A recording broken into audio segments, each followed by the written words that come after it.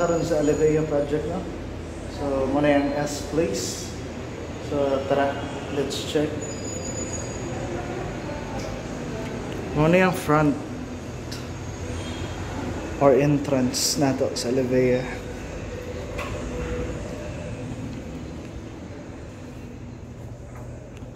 Ang Miss Hall. Na, wala pa yung mga chairs. Pero finish na, okay na. Ito mga CR. Sulod na CR. Ang ladies, wala pa yung mga kuan, pero parts na gyapon. Wala pa yung mga, so muna siya. So natay 3 functional toilets. Bidet. So, 3 functional toilets sa women's. So, palitanan pa og kuan.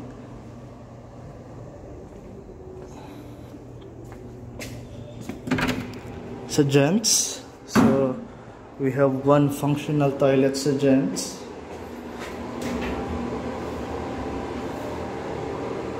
Yan. 2 urinals and pang mop, no, na washing area. So ano siya, nato sa isirado. Okay, so muna yung Miss Hall. So, palitanan pa nagkaratula sa ladies and gentlemen. And padalo na ta sa working area sa S-Place. Dari na ni soon nga ibutang dari nga logo sa S-Place. Dari dapita. Okay. Ang training room. Ready na. Naigamay nga i-repair pero okay na. Pwede na siya, functional na siya.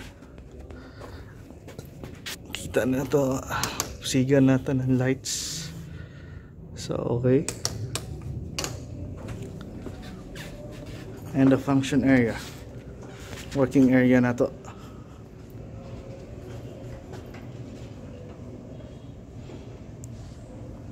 So, na-proposal during a stage. And ready na po ang couch dari ibutang. Napay couch dari ibutang. Yeah.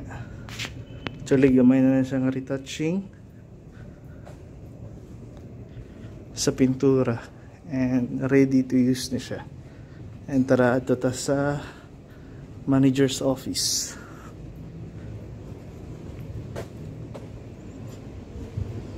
Mauna siya itong exit door. Wala pala karatula nga exit pero palitanan pa na. Muna siya ang table sa managers area. Okay. Yan.